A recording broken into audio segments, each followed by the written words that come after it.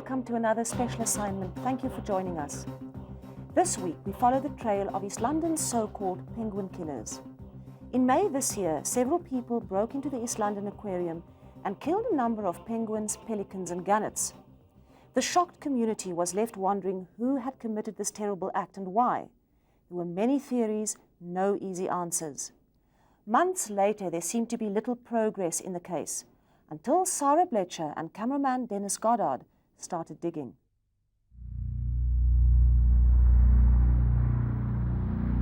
East London, a stagnant port on our east coast, where unemployment looms like an endless Sunday. It seems idyllic, but seething beneath the surface there's a growing uneasiness. Many have been left behind by the tides of change. The old certainties are gone, and the young seek solace from their jagged lives in strange and sometimes sordid rituals.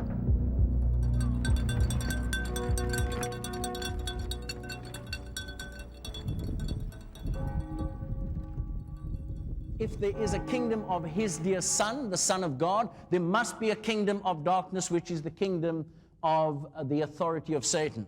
The kingdom of Satan, the kingdom of the demonic realm, has the rule that it is disobedient to the authority of God. That's the rule.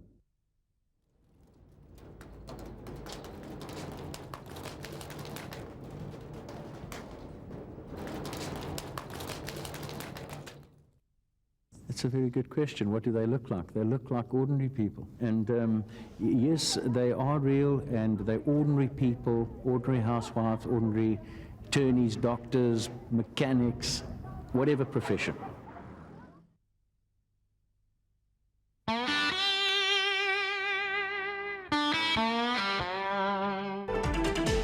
Staff at the East London Aquarium are baffled by the barbaric slaughter of penguins, pelicans and gannets by unknown culprits last night. We'd like to warn viewers that some of the following visuals may be disturbing. 9 penguins, 2 gannets and 2 pelicans were killed, leaving hardened aquarium staff in tears. The birds are protected and endangered animals, valued at an estimated 50,000 rand. Police are investigating. I got a phone call from one of my staff members that I better get down to the aquarium. The police was here already. I felt it was very personal. Somebody wanted to hurt me badly. That is what I felt.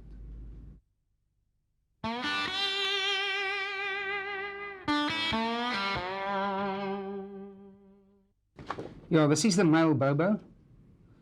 His girlfriend's name was Bessie. And they were huge birds, and they were really lovely, very tame and very nice birds, yeah. Okay, and this was Bobo after the incident. It was obviously not very nice for us to find him like this lying in his cage, but this was how we found Bobo on the Monday morning. Horrified, absolutely horrified. I mean, in the amount of years that I've been associated with the SPCA, I've come across so many cases of outright cruelty that truthfully words fail me sometimes. I just don't believe that people can do things like that. But I've never come across a case of such outright malicious cruelty in my life on defenseless birds, and they were defenseless.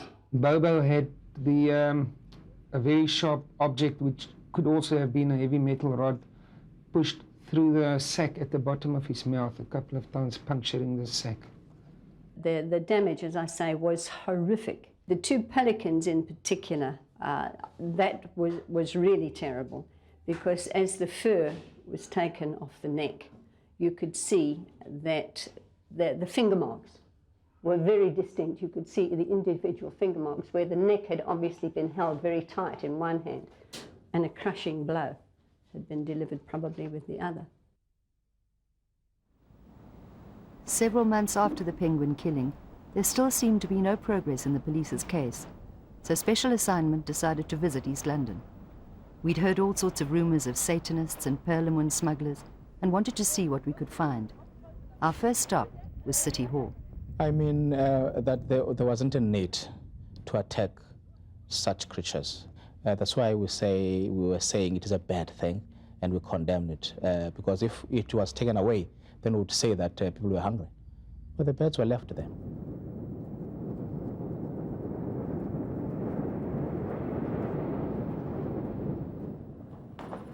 Our next stop was Willie, the aquarium curator. We found him rescuing a penguin on the beach.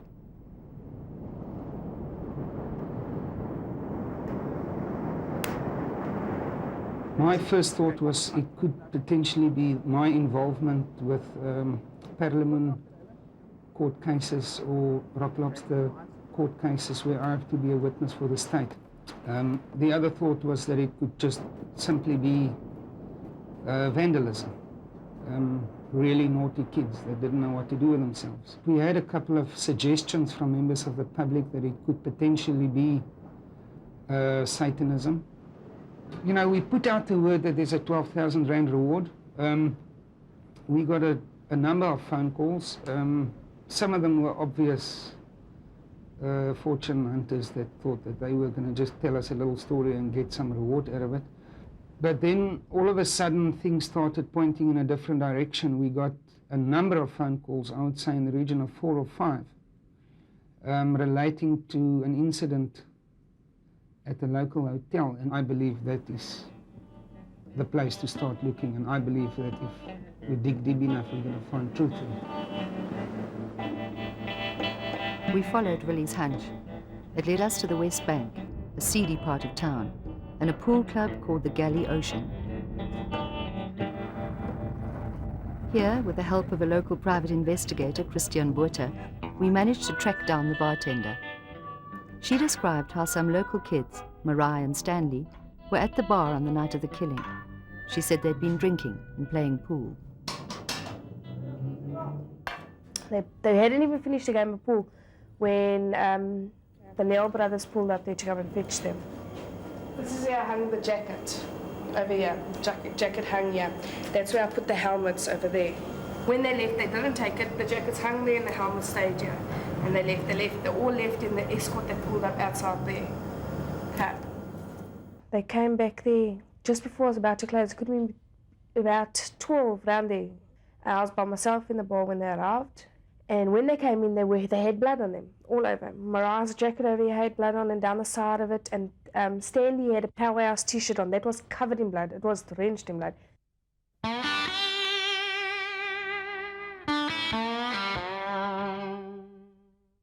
I noticed this and I said to them, look, who did you donor? So they said, no, well, no one. So I said, well, then who donored you? So I said, no, well, who's going to donor us? So I said, well, why are you covered in blood, you know? So Mariah said to me, no, we were killing birds. So I said to her, what? She said, so Shane nudged her and he said to her, he said, look here. He said, we weren't killing birds, man. I said, well, why are you covered in blood then? So he said, my uncle has canaries, he breeds canaries, and the cats chow these canaries, so we were just donoring the cats a little bit. I said, okay, no, fine, I left it at that. I was none aware of what had actually happened. Christian, our private investigator, asked Tanya where we could find Mariah. Her real name, we discovered, was Francina. Oh, she stays at home. She's just turned 16 now. 16? Yeah, she's only just Would she be at home now? She's not at school? No, that was her mom and dad that were here now. Ah. We just come from looking for her because she did a disappearing act again. Next, we set off to find her parents. Perhaps they would know where we could find her. So on Tuesday morning, she went to the shop. That's when she never returned. That's the last you saw? That's the last I saw her. And then Friday night, she just gathered up all the things in a black bag, you know. Yeah. And like her friend was waiting outside for her, you know, and they went. Her mother suggested that she might be staying in a suburb called the Quigney. So our private investigator set off there to look for her. He'd been so horrified by the killings, he'd offered us his services for free. A security company, National Electronic, also loaned us a spy camera.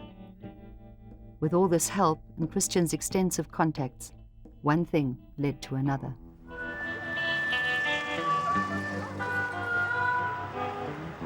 We finally found Mariah working at an escort agency. She agreed to meet us and confirmed what Tanya had told us, that she had been at the pool club that night. Then she told us more.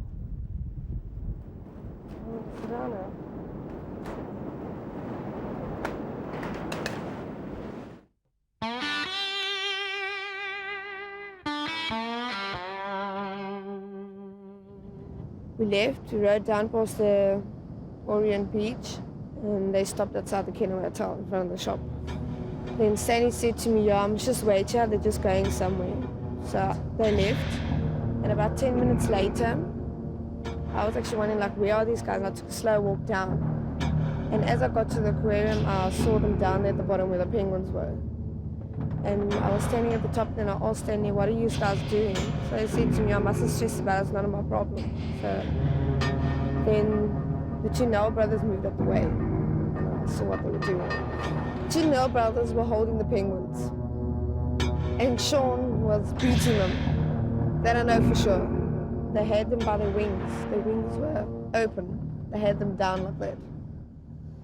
They actually laughed and joked about it afterwards, making fun of it, as it was like the most fabulous thing that you can ever do. It was like giving them an adrenaline rush or something.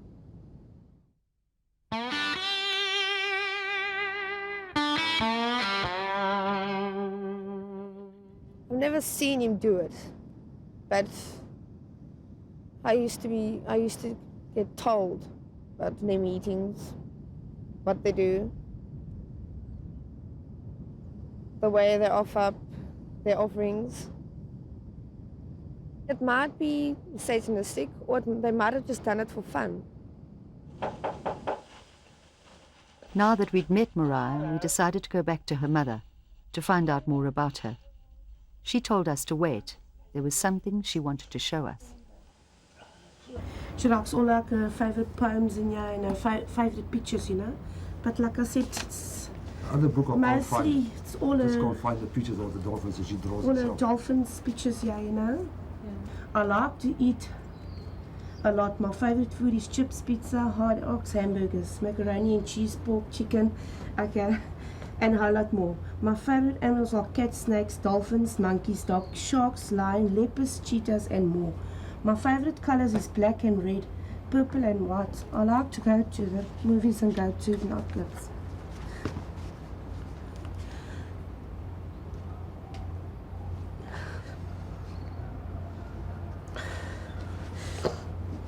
You don't believe she would do this? I would never believe her doing this.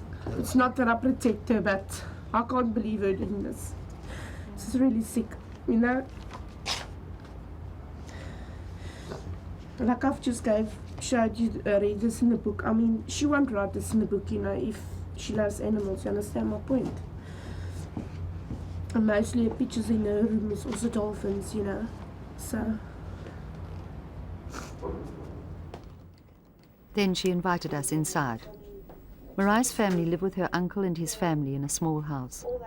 Neither of her parents are working.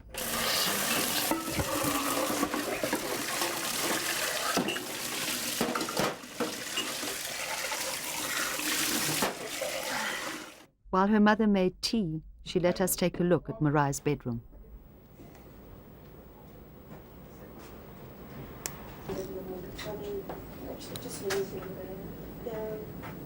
Although she gives me a lot of trouble, you know, sometimes cheeky, but I mean, they get at that age that she's cheeky.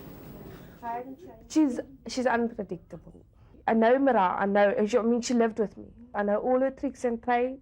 I mean, I don't know how many times I caught her climbing through the window, trying to get out, to boys. Out of her mind. Yeah, definitely. She's like totally weird. Do you think this Francine is telling the truth? I have no idea. I think so. No, I don't think so. No. It doesn't help keeping something bottled up inside. As if you let it go, it's actually a lot better. I actually feel a lot better that I told somebody about this, that can actually do something about this.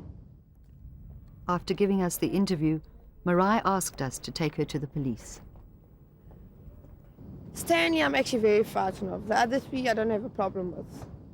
With them, I can take care of myself. Because I know they will not hit on a woman. That I know for sure. But Stanley, he will. He will do anything and everything to keep his name clean.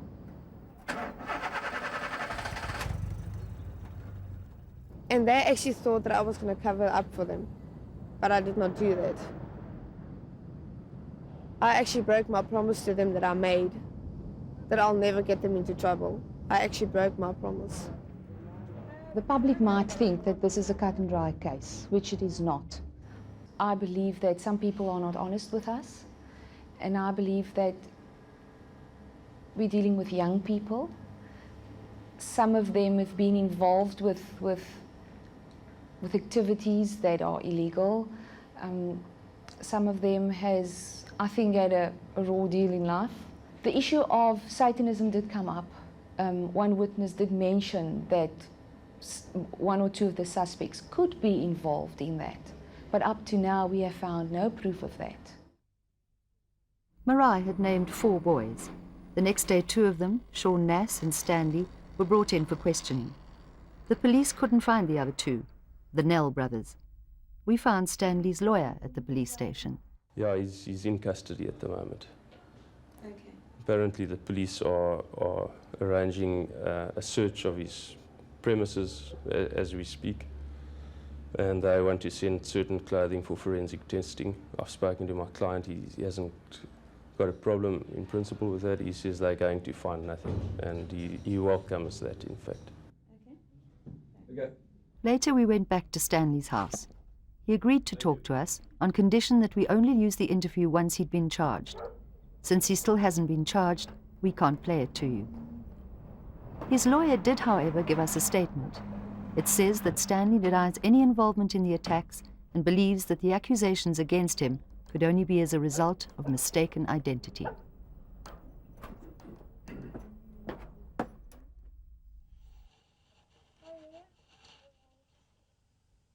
Sean Nass is another one of the boys Marai had implicated.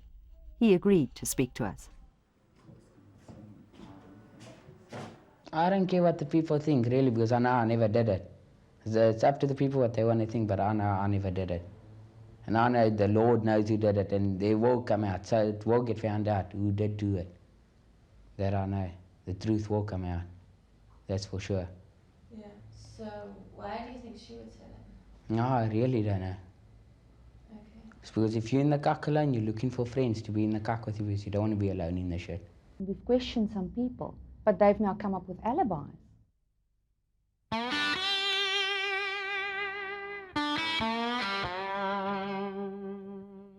Then the Saturday we went to On the Rocks, a pool place, but we went there in the daytime because me and another guy, Marius, we were still diving down the bottom there. We still dive sinkers out. After that we came home, we had a braai at home. And we were at home, and the whole Sunday we were sleeping at home. And some of the other witnesses have given us different names than this witness has given us.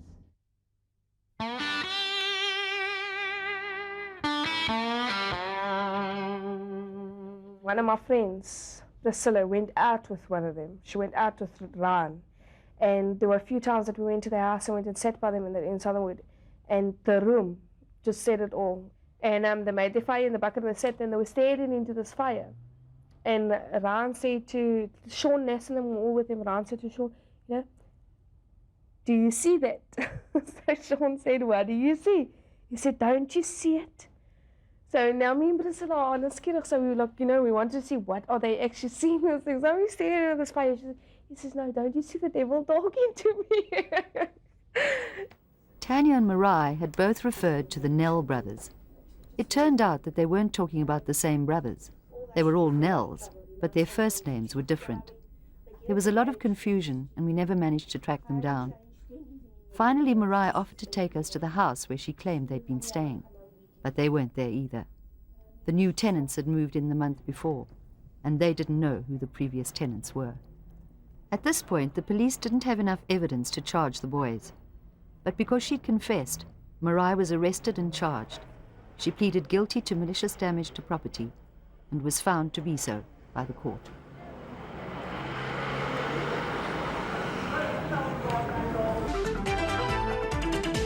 The 16-year-old girl has been released into the care of her parents. She will appear in court again on the 11th of September for sentencing. I think I talk on behalf of everybody in East London, and I think South Africa, that, you know, this kind of thing should be exposed. People must know who do things like this. If I can choose what should happen to these people, I would like to see them with T-shirts on that says, I did it, doing community service at the aquarium, scrubbing these pools for 6 months in the public eye.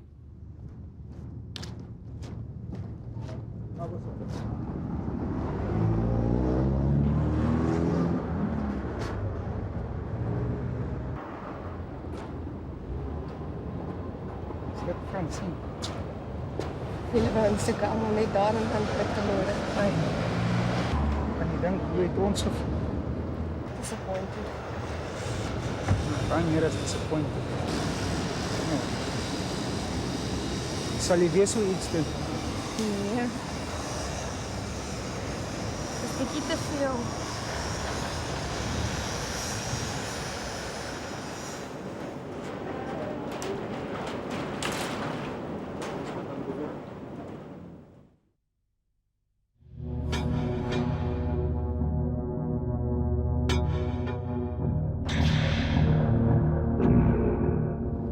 I just realized what I've done.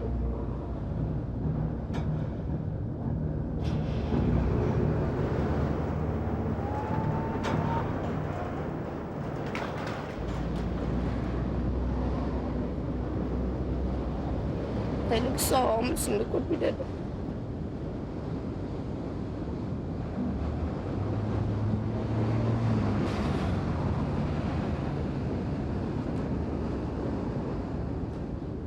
Having come face to face with the penguins and Willie, Marai finally told us what she told the police in her confession, that in fact, she had been involved in the killing and wasn't merely a witness.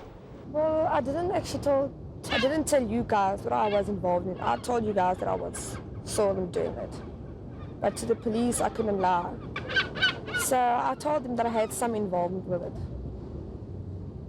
Like with the pelican, the big bird that got killed too, I was involved in that.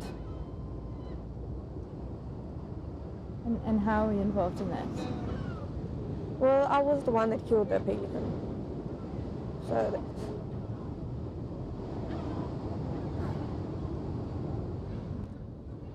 Satanic called me.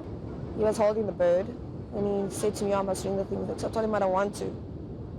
So he said to me, well, you just have to. He was like telling me, if you don't do this, it's going to be big trouble.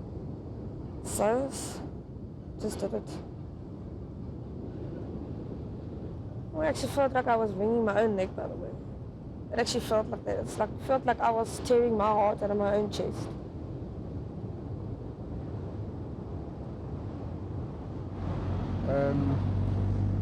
I think I will be able to forgive her for what she's done. She's a child.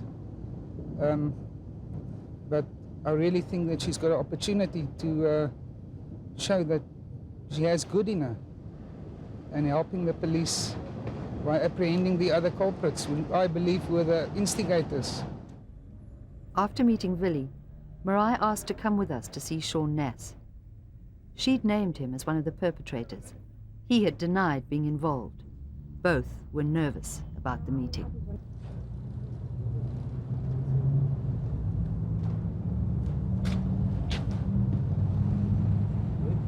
No, it's not this guy. Really, it isn't. Not that. That is not this boy. I know this laddie from West Bank. It is not him. This is not him. I went out with one of his friends. Even she says it's not me. Sean Nass. That's how Stanley introduced him to me. But this is not the guy that was with. Yeah, I said in the beginning, Sean was innocent, and I'm just glad that it's been proven. The Sean that I'm speaking about is tall. Yeah. This laddie is short. He's even shorter than me. No, really, this is not him. What's going to happen? Maybe Stanley should come. To date, Marai remains the only one found guilty, the one shouldering the blame for this shared crime that has filled the dingy bars and run-down suburbs of East London with rumours and remorse. The question remains, why is this landscape littered with the shards of so many broken lives? It's unfortunate that Marai is still the only one found guilty of killing the penguins. Hopefully more arrests will follow, because it would seem as if she wasn't the ringleader. And on a positive note, a private security company has donated a surveillance camera to the East London Aquarium. The penguins can now be monitored throughout the night. And that's our program for this week. I'll be back next week. See you then. Goodbye.